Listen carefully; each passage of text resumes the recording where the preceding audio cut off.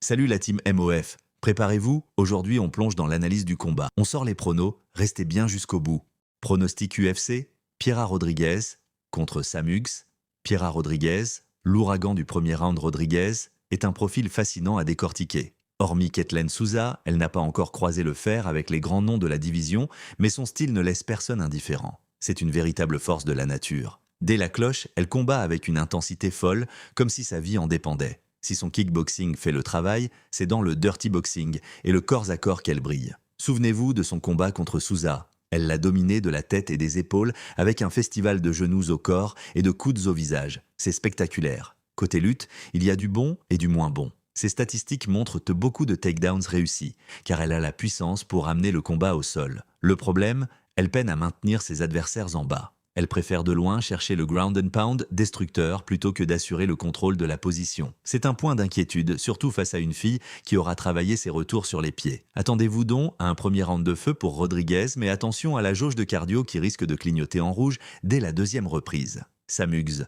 le menton en avant, en face, Sam Hughes est solide debout, mais elle a un défaut majeur. Elle encaisse beaucoup trop. Son style de pression la pousse à foncer tête baissée dans la mêlée au détriment de sa défense. Résultat, elle finit presque tous ses combats le visage en sang, comme si elle était passée dans une broyeuse. Cela ne veut pas dire qu'elle n'est pas dangereuse sous pression, elle est tout à fait capable de coincer Rodriguez contre la cage. Mais attention, il y a des paliers dans les sports de combat et Rodriguez est sans doute le test le plus explosif et le plus coriace de la carrière de Hughes. Pour que Hughes l'emporte, le plan de jeu est simple, survivre à la tempête du premier round, puis noyer Rodriguez sous le volume et le rythme dans les rounds 2 et 3. Le verdict ? Beaucoup de gens sur Tapology semblent miser sur Hughes, et franchement, j'ai du mal à comprendre pourquoi. L'explosivité, la puissance et la capacité de Rodriguez à valider des takedowns vont dicter le rythme de ce combat. Mon choix, Piera Rodriguez s'impose au bout de l'effort, méthode, victoire par décision. Pronostic UFC, Elijah Smith contre Su Young l'ouragan, Elijah Smith. Elijah Smith est une recrue fascinante pour l'UFC. Debout, sa boxe est fantastique, un jab fulgurant et un volume de frappe impressionnant. Mais là où il marque les esprits, c'est avec sa lutte ultra explosive. Son KO, spectaculaire contre Kazama, en est la preuve parfaite. Des slams, projections, d'une violence inouïe qui montre sa force brute. Smith ne se contente pas d'amener au sol, il soulève littéralement ses adversaires pour en prendre le contrôle total. Le point faible, son contrôle au sol et sa défense contre les soumissions. Il se fait souvent surprendre. Attendez-vous donc à un plan de jeu classique pour ce lutteur, des takedowns surpuissants, un rythme infernal et un ground and pound ravageur, mais avec le risque constant de tomber dans un piège de soumission. La foudre Su Yung, de son côté, Young surfe sur une belle série de victoires, notamment contre Cunningham et Long Xiao. Son style, c'est le contraste total. Young ne s'embarrasse pas avec le concept de harcèlement incessant ou la préparation minutieuse de ses attaques. Il lance ses frappes de manière abrupte, avec une puissance maximale et une agressivité féroce. S'il parvient à faire parler cette puissance, il peut totalement déstabiliser Smith d'un seul coup. La dynamique est claire. Young va compter sur ses combinaisons courtes et explosives en début de combat pour dissuader Smith d'avancer et de prendre l'initiative. En revanche, si Smith parvient à repousser Young vers la cage avec des feintes et des changements de niveau, Young risque de passer un moment très difficile. Le verdict au final, nous avons un véritable choc de style. Le cogneur puissant Young face au combattant complet, capable d'imposer un gros volume en boxe et une lutte fantastique. Smith. Mon choix principal, victoire d'Elijah Smith par décision. Pourquoi ? J'apprécie vraiment sa façon d'intégrer toutes les dimensions du MMA à son arsenal. Même si sa défense au sol reste un peu incertaine face au contre de Young, son volume et ses amenées au sol devraient lui donner l'avantage au point. C'est un pronostic serré, mais le combat promet d'être passionnant. Pronostic UFC, Bia Mesquita contre Montserrat Randon. Un choc de spécialistes, à sens unique, soyons clairs d'entrée de jeu, c'est un affrontement un peu étrange qui ne devrait pas s'éterniser. Du côté de Bia Mesquita, on a affaire à une véritable puriste du grappling. Elle sort d'une victoire par soumission au deuxième round contre Alexeeva. Une performance efficace, mais presque frustrante, tant son adversaire n'a offert aucune résistance. Debout, Mesquita n'a rien d'exceptionnel, mais une fois le combat au tapis, c'est son domaine. Attendez-vous à de superbes projections de judo et à un déluge de tentatives de soumission dès qu'elle obtient une position dominante pour submerger son adversaire. La fin de parcours pour Randon, en face, Montserrat. Randon est une combattante beaucoup plus discrète. Son bilan de 2 victoires pour une défaite à l'UFC est honorable, mais à presque 37 ans, difficile de l'imaginer jouer les premiers rôles. Ses récentes sorties ont été globalement décevantes. Bien qu'elle soit elle aussi axée sur le grappling, elle évolue tout simplement un cran en dessous du niveau de Mesquita. Pour être tout à fait franc, on a un peu l'impression qu'elle est là pour faire le nombre dans la catégorie. Elle aura peut-être quelques fulgurances, mais Mesquita a largement les armes pour la surclasser techniquement, la dominer au sol et renverser n'importe quelle position. Le verdict. Il y a du beau spectacle quand des spécialistes s'affrontent, mais quand ils n'ont pas de plan B debout, ça donne souvent un affrontement brouillon ou à sens unique. Et ici, la balance penche lourdement d'un seul côté. Je ne vois absolument pas Randon s'imposer dans cette configuration. Mon choix principal, victoire de Bia Mesquita par soumission. Le timing, au deuxième round, le temps pour Mesquita d'imposer ses projections et de verrouiller son emprise au sol. Pronostic UFC, Luan Lacerda contre Zecher Sosa. Le puriste Luan Lacerda sort d'une victoire cruciale contre Simon Oliveira, une bouffée d'oxygène qui a totalement relancé sa carrière. Dans ce combat axé sur le grappling et le ground and pound, la fluidité de ses déplacements au sol était un régal pour les yeux, confirmant son statut de redoutable spécialiste en jiu-jitsu brésilien, JIJJIB. Le bémol, cette belle performance ne suffit pas à dissiper les doutes sur l'ensemble de son jeu. Debout, ça reste très laborieux. Lacerda n'a aucune victoire par KO à son palmarès et risque de se sentir très vite en danger face à un prospect affamé. Son plan de jeu sera une question de survie. Fuir les échanges debout et amener le combat au sol le plus vite possible. Le supplément d'âme de Zecher Sosa, de son côté, Sosa débarque avec une victoire aux poings arrachés lors des Dana White's Contender Series DVCS. Ce soir-là, il a combattu avec une charge émotionnelle immense, son père étant décédé d'un cancer la veille. Poussé par cette force, il a livré une performance de lutteur acharné, 11 tentatives de takedown, 4 réussies et 10 minutes de contrôle absolu. Attention, même si je souligne son avantage en striking, Sosa reste avant tout un excellent pratiquant de JJB, très titré en compétition. Mais la grande différence avec Lacerda réside dans son agressivité. Sosa est beaucoup plus actif, offensif et entreprenant sur ses appuis. Le verdict. Si le combat va au sol, on risque d'assister à un véritable récital avec des transitions de très haut niveau entre deux experts du JJB. Mais c'est debout que l'affrontement va basculer. L'écart de puissance et d'agressivité était bien trop important en faveur de Sosa. Sosa est une véritable source d'inspiration après ce qu'il a prouvé mentalement, tandis que Lacerda a tendance à s'éteindre s'il ne trouve pas la soumission magique. Mon choix principal, victoire de Zecher Sosa par KO/TKO. Le timing, dès le premier round, en profitant des immenses lacunes de Lacerda sur les phases debout. Pronostic UFC, Bolaji Oki contre Manuel Souza. Le colosse Bolaji Oki traverse une période en dents de scie, alternant le bon, victoire contre Michael Aswell, et le moins bon, récente défaite face à Mason Jones. Dans l'octogone, c'est un véritable colosse, un combattant imposant qui mise tout sur son physique. Son style de striking est très particulier. Il n'est pas du genre à construire de longues combinaisons fluides. Il privilégie les frappes isolées ou les enchaînements de 2 coups maximum mais portés avec une vitesse, une précision et une fréquence telle que l'impact statistique et physique est dévastateur. Le revers de la médaille, son endurance pose question, tout comme sa défense. Habitué à voir ses adversaires s'écrouler sous sa force brute, il a tendance à garder les mains basses ou trop écartées, le rendant très vulnérable au contre. Sa grande taille pourrait d'ailleurs offrir de belles ouvertures à Sousa. Malgré ses lacunes, sa puissance de feu et sa pression constante en font un outsider extrêmement dangereux qu'il ne faut surtout pas sous-estimer. La résilience de Manuel Souza. En face, Souza débarque avec une superbe victoire obtenue au Dana White's Contender Series de VCS. Et quelle victoire! Il a dû traverser une véritable tempête au sol face à un lutteur dominant. Ce qui impressionne chez lui, c'est sa capacité d'adaptation et son coffre.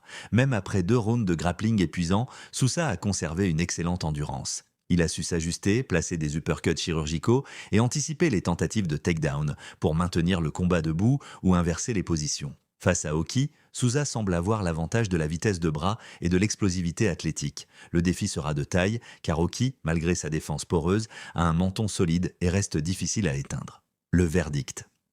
Dès qu'un combattant possède la puissance de frappe d'Oki, les pronostics sont souvent beaucoup plus serrés que ce que disent les cotes des bookmakers. Oki a de vraies chances de créer la surprise sur un coup dur. Cependant, la vitesse, le QI, combat et l'endurance de Sousa devraient faire la différence sur la longueur. Mon choix principal, victoire de Manuel Sousa par KO/TKO. Le timing, au 3e round, une fois qu'Oki aura épuisé son réservoir d'énergie et que Sousa pourra exploiter pleinement les failles défensives du colosse. Pronostic UFC, Chris Curtis contre Mick Tibek au roll-by et la frustration. Chris Curtis est un véritable cas d'école, un vétéran blindé d'expérience entouré par une excellente équipe, mais qui peut être incroyablement frustrant à regarder. C'est un combattant au style style très classique, un puriste de la boxe, ses combinaisons courtes, notamment son fameux jab/cross, sont chirurgicales et il compte bien en abuser face à la défense parfois approximative d'Orolbai. Le problème, la stratégie de Curtis s'effrite dès que son adversaire refuse de jouer à son jeu. Curtis aime le confort d'une guerre de tranchées où l'on reste face à face pour échanger des frappes. Malheureusement pour lui, Orolbai ne va pas lui faire ce cadeau. Même si Curtis a une excellente défense contre les amener au sol, takedown defense, il déteste être collé et étouffé contre la cage. Ce travail de sape et ce clinch prolongé vont totalement à l'encontre de ce que Curtis veut faire, garder le combat au centre et à distance de jab. Le rouleau compresseur, Miktibek Orolbai en face. Orolbai est un véritable rock. On a tous en tête sa guerre épique face à Rebecki, où il a prouvé qu'il pouvait encaisser les pires dégâts tout en continuant d'avancer. Depuis, il a montré son instinct de tueur en enchaînant des finitions spectaculaires. Soumission au premier round contre Moussaïev, puis un KO foudroyant sur le redoutable Hermansson. Orolbai est un combattant complet qui sait faire mal. Cependant, face à un rock défensif comme Curtis, je ne m'attends pas à un KO expéditif. Son arme fatale ce week-end ne sera pas sa puissance d'un coup, mais sa pression étouffante. Il va dicter un rythme infernal pour casser la distance, neutraliser la boxe de Curtis et le forcer à mener une guerre d'usure épuisante contre le grillage. Le verdict, l'équation est simple, soit Curtis parvient par miracle à rester au centre de l'octogone pour démolir Orolbai à petit feu avec son jab, soit Orolbai va lui imposer un rythme infernal, l'épuiser contre la cage et transformer ce combat en une longue et frustrante soirée. Pour l'Américain, je penche clairement pour le deuxième scénario, mon choix principal, victoire de Miktibek Orolbai par décision. Le mot de la fin, c'est le scénario le plus logique. Mais bon, avec Chris Curtis, tout peut arriver, même un forfait de dernière minute. Pronostic UFC, Brad Tavares contre Eric Anders. La guerre des vétérans, le cas Tavares, on ne va pas se mentir, ce combat, c'est un peu comme si deux pensionnaires se battaient pour la dernière part de flanc à la maison de retraite. Les deux ont 38 ans et voient dès la fin de leur carrière approcher à grands pas. Brad Tavares sort d'une lourde défaite par KO. Sa robustesse légendaire est à double tranchant. Être solide, ça veut surtout dire qu'il encaisse beaucoup trop de dégâts.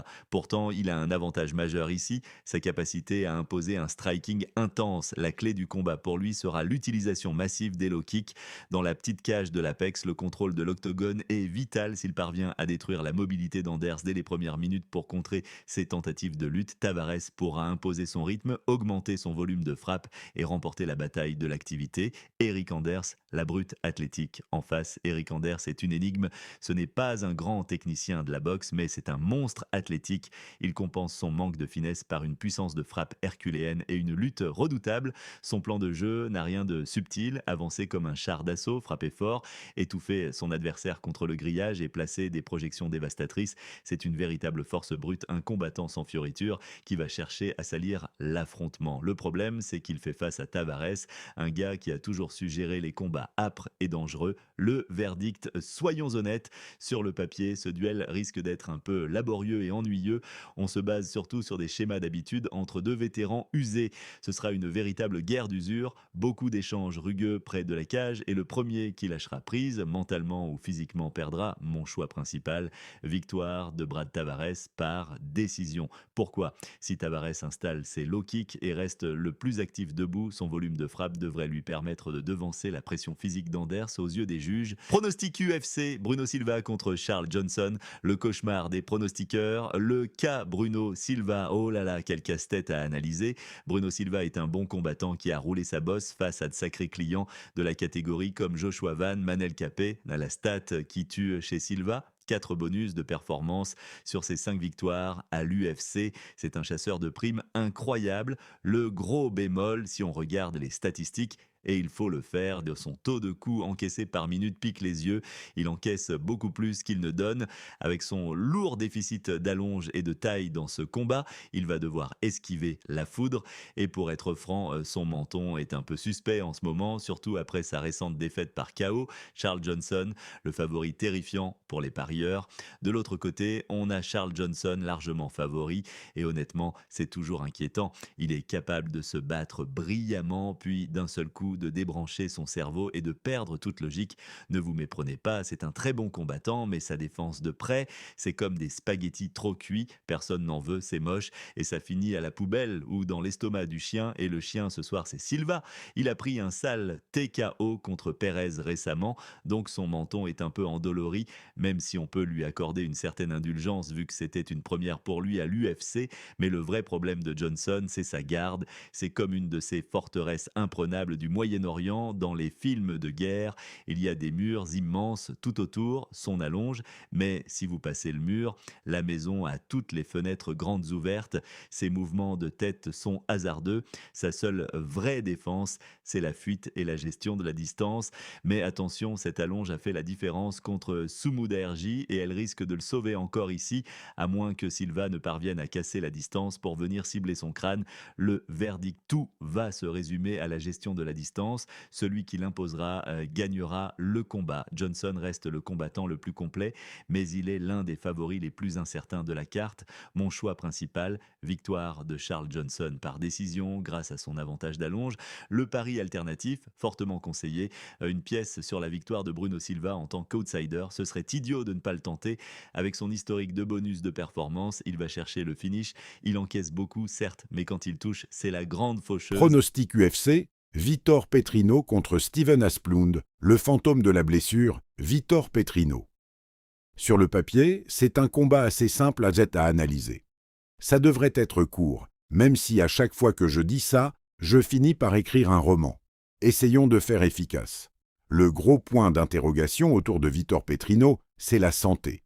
Il semblerait qu'il aborde ce combat avec un poignet, une main ou un bras gravement blessé. Il s'en est plaint à plusieurs reprises le mois dernier. Ce n'est jamais bon signe. Petrino base son jeu sur sa puissance physique, et s'il arrive diminuer le jour J, il part avec un énorme handicap face à un adversaire aussi agressif. Si par miracle, il est à 100%, son salut passera par la lutte et le jiu-jitsu brésilien. Ses compétences au sol sont un peu rudimentaires, mais c'est son seul véritable avantage sur Asplund pour faire la différence. S'il reste debout avec une main en vrac, ça va être une longue ou très courte soirée. La machine à baffe, Steven Asplund. Pas besoin d'analyser Asplund pendant des heures. C'est un poids lourd classique avec un taux de finition effrayant. Lors de son seul combat à l'UFC, il a affronté Sean Sharif, qui a servi de véritable punching ball humain ce soir-là. Mais au-delà de l'adversité, qui aimait visiblement recevoir des coups au visage, ce qui choque, c'est le volume. 170 coups significatifs en moins de 2 rounds. C'est une statistique astronomique pour ce gabarit. Inutile de disserter sur sa lutte ou son sol, Asplund est là pour envoyer du lourd debout. S'il déploie cette même intensité face à un Petrino potentiellement blessé, on va assister à un véritable carnage. Le verdict, c'est un véritable casse-tête à pronostiquer, car tout repose sur la véracité de cette rumeur de blessure de Petrino. Cependant, dans ces conditions, Asplund a le profil parfait de l'outsider en or. C'est un pari sans grande conviction sur le papier, mais ultra séduisant pour la cote. Mon choix principal, victoire de Steven Asplund par KO/TKO. Le timing, dès le premier round, en profitant d'un Petrino diminué par sa blessure qui ne pourra pas suivre le volume de frappe astronomique d'Asplund. Pronostic UFC, Marwan Rahiki contre Harry Hardwick. Le chaos incarné, Marwan Rahiki. Mon Dieu, par où commencer avec ce combat? Rahiki débarque dans la cour des grands après une victoire au DWCS que l'on pourrait qualifier de miraculeusement catastrophique. Il a subi 2 knockdowns pour finalement arracher un KO au deuxième round. Comment a-t-il atterri sur la carte principale de l'UFC avec une performance aussi bizarre? Mystère. Son style? C'est le syndrome Terence McKinney. 100% d'offensive, 0% de défense. C'est ultra spectaculaire quand ça passe, mais c'est une bombe à retardement. Il garde les mains au niveau des genoux, balance des frappes amples et s'expose constamment, comme on l'a vu au DWCS. S'il ne lève pas sa garde, la chute sera rude. Ajoutez à cela le fait qu'il avait l'air complètement perdu au sol contre Mulumba. Et vous avez le profil parfait du combattant frisson ultra vulnérable. L'énigme, Harry Hardwick. De l'autre côté, Hardwick sort d'une défaite par KO au premier round sur un low kick face à Fernandez-Caou.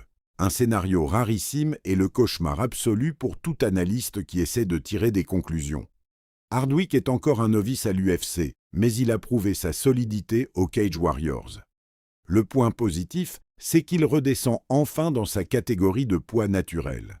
Face à un profil aussi imprévisible que Raiki, son plan de jeu devrait, et doit, être d'amener le combat au sol pour neutraliser le danger. S'il décide de rester debout pour échanger, chaque minute sera une roulette russe. La fragilité du menton de Raiki est un fait débattu, mais la résistance de celui de Hardwick reste, elle aussi, un grand point d'interrogation. Le verdict, soyons clairs, niveau de confiance pour ce pronostic ? Sous 0. C'est presque un double début à l'UFC, un véritable mystère que je vais prendre comme un combat éducatif. Dans ce genre de situation, où l'incertitude est totale, la règle d'or est de miser sur le combattant le plus dangereux et capable d'éteindre la lumière sur un coup. Mon choix principal, victoire de Marwan Raiki par KO/TKOO. Le timing, dès le premier round. Soit il détruit Hardwick d'entrée de jeu, soit il se fait contrer de manière spectaculaire à cause de ses mains basses. Sortez le popcorn. Pronostic UFC, André Fili contre José Delgado. Le poids des années et la malédiction, André Fili a toujours été un combattant excitant à suivre, connu pour sa puissance de frappe et son style flamboyant. Mais on ne va pas se mentir, l'âge et les guerres dans l'octogone commencent à se faire sentir. Le plus dingue avec lui, son palmarès.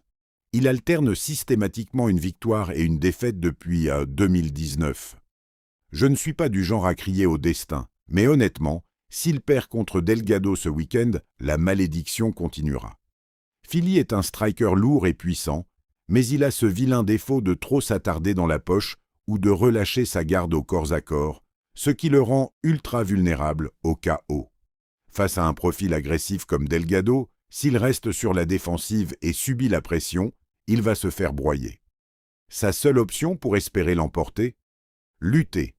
S'il n'impose pas sa lutte dès le premier round pour casser le rythme et menacer Delgado, je ne donne pas cher de sa peau. La tornade offensive, José Delgado. En face, Delgado, c'est la puissance brute et l'imprévisibilité. Il dégaine sans prévenir. Coup de poing retourné, spinning back fist, head kick, coup de genou au corps. C'est un finisseur redoutable qui va chercher à imposer un rythme d'enfer d'entrée de jeu pour en finir vite. Cependant, il a un défaut majeur, son excès de confiance. Quand il sent l'odeur du sang et qu'il envoie des avalanches de coups, il néglige complètement sa garde. Une contre-attaque désespérée de Fili pourrait très bien l'éteindre s'il fait n'importe quoi. Cela dit, Delgado a prouvé sa valeur. Son récent combat très disputé de 3 rounds contre l'excellent Nathaniel Wood montre qu'il a le cardio et l'intelligence pour rivaliser avec l'élite. Le seul point d'interrogation reste sa défense de lutte. Si Fili décide intelligemment de l'amener au sol pour l'épuiser, Delgado devra montrer qu'il a fait ses devoirs à la salle. Le verdict, ce combat sent la poudre à des kilomètres et risque fort d'être sur toutes les lèvres ce week-end. Mais à l'heure du choix, je dois miser sur la jeunesse et la dynamique. Je ne peux plus faire confiance à la constance de Fili, et cette fameuse alternance de victoire/défaite pèse trop lourd dans la balance. Mon choix principal, victoire de José Delgado par KO/TKO. Le timing, au deuxième round, après que Fili se soit fait déborder par le volume et la pression de son jeune adversaire. Pronostic UFC, Oumar Sy contre Ion Cutelaba. L'énigme Oumar Sy sur le papier, Oumar Sy a tout du prospect terrifiant, un palmarès solide et des atouts physiques hors normes.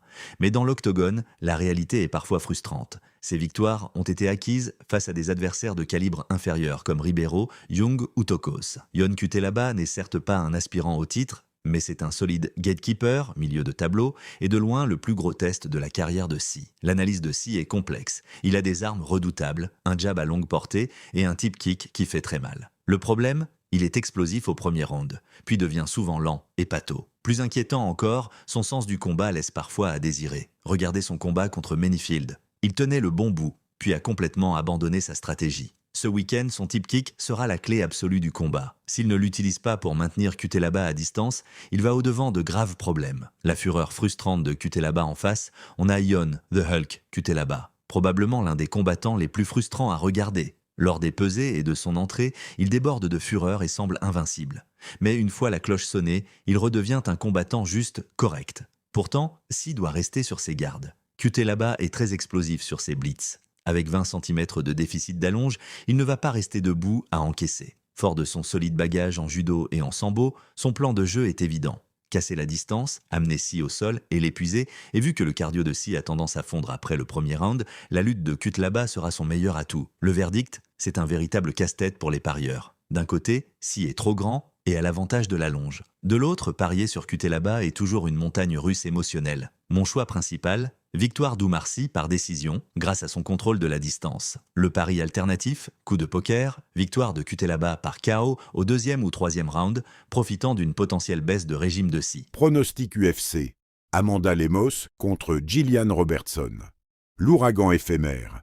Amanda Lemos. Amanda Lemos est l'une de ces combattantes très frustrantes à analyser. Elle a tout le potentiel d'une championne, mais elle refuse presque de l'exploiter intelligemment. Quand on la voit combattre, le talent pur crève l'écran. Le problème, elle privilégie systématiquement la force physique au détriment de la gestion technique. Résultat, elle livre un premier round digne d'une véritable reine de la catégorie, puis elle tombe en panne d'essence. Face à une machine de pression comme Robertson, Lemos va devoir s'épuiser à défendre des dizaines de tentatives de takedown et à produire des relevés explosifs. Bien sûr, tant que le combat reste debout, Lemos est une tueuse à gages. Elle attaque sans retenue avec un arsenal impressionnant. Mais sa fâcheuse tendance à chasser la tête avec agressivité risque de créer des boulevards pour les changements de niveau de son adversaire. Le boa constrictor, Gillian Robertson. J'avoue l'avoir un peu sous-estimé par le passé, mais Robertson est devenue une combattante absolument redoutable, capable d'évoluer avec beaucoup de grâce dans une catégorie pourtant très imprévisible. Ne vous attendez pas à un récital de striking de sa part, ce n'est pas son rayon. Mais dès qu'elle accroche le clinch ou amène le combat au tapis, c'est un danger de mort. Elle excelle dans l'art d'étouffer ses adversaires, sous une pression suffocante et une activité de tous les instants pour trouver la soumission ou conclure en ground and pound. Son plan de jeu est d'une simplicité enfantine. Survivre à la tempête initiale, coller Lemos au sol et la vider de son énergie. Attendez-vous à ce qu'elle rencontre une forte résistance au premier round, mais dès le début du deuxième, la donne va radicalement changer. Quand le cardio de Lemos va chuter, Robertson va déployer toute sa puissance et briser le moral de la Brésilienne. Le verdict, c'est le combat classique de l'attaquante explosive face à la lutteuse endurante. Lemos a 5 petites minutes pour trouver le KO, sinon la soirée va se transformer en véritable cauchemar pour elle. Mon choix principal, victoire de Gillian Robertson par soumission. Le timing, au deuxième round, au moment précis où la jauge d'endurance de Lemos sera dans le rouge et que Robertson imposera son rouleau compresseur au sol. Pronostic UFC, Main Event. Josh Emmett contre Kevin Valeros, le crépuscule du guerrier, Josh Emmett. Même si c'est l'événement principal de la soirée, on a presque un sentiment de malaise en l'analysant. Josh Emmett, à 41 ans, s'inflige encore une coupe de poids brutale pour descendre à 146 livres, tout ça pour se battre à l'Apex devant une foule en délire de 10 personnes, dont 8 membres de la production. J'ai vraiment de la peine pour lui. Il a affronté la crème de la division pendant des années, et on l'envoie maintenant servir de tremplin à un gamin qui n'a que 3 combats à l'UFC. Il y a un côté presque irrespectueux dans ce matchmaking. Emmett n'est pas fini. Il a toujours son légendaire bras droit nucléaire et une lutte très correcte. Mais il y a un schéma tragique chez lui. Après chaque combat, il a le visage de quelqu'un qui est passé dans une broyeuse à végétaux. Il encaisse des dommages astronomiques et le menton humain a une date de péremption. Face à un striker aussi véloce que Valeros, je crains qu'Emmett ne survive au premier round à l'expérience pour finalement craquer physiquement sur la longueur. Le jeune loup aux dents longues Kevin Vallejos. De l'autre côté, Kevin Vallejos surfe sur un KO fantastique contre Chikadze, ce qui explique logiquement sa place en main event. C'est un striker redoutable et très polyvalent, mais attention à une nuance capitale. Il est brillant quand son adversaire se recroqueville et subit. Sauf qu'Emmett ne va pas subir en silence. Il va envoyer des bombes en retour. C'est là que le combat gagne en intérêt. Vallejos déborde de confiance, mais il ne doit surtout pas sombrer dans l'arrogance. On a déjà vu maintes fois la nouvelle génération se briser les dents sur la solidité de l'ancienne garde. Mon cœur a envie de donner aux vétérans le bénéfice du doute, d'espérer un coup de circuit salvateur. Mais la logique implacable de ce sport reprend vite le dessus. Le verdict, c'est souvent l'histoire triste du MMA. On connaît tous la finalité la plus probable de ce choc générationnel. Le combat sera passionnant, mais j'espère sincèrement que le vétéran ne prendra pas trop de dégâts inutiles. Mon choix principal, victoire de Kevin Vallejos par KO/TKO. Le timing, sur le tard, à partir du 3e round ou dans les rounds de championnat, une fois que le jeune loup aura trouvé son rythme et que la résilience héroïque d'Emmett atteindra sa limite. Peu importe le résultat sur le ring, c'est la mentalité qui compte. Merci d'avoir suivi cette analyse. Partage la vidéo à un pote qui kiffe le combat et n'oublie pas, garde la mentality of fighter. Abonne-toi pour ne rien rater des prochains chocs. Ciao la team MOF.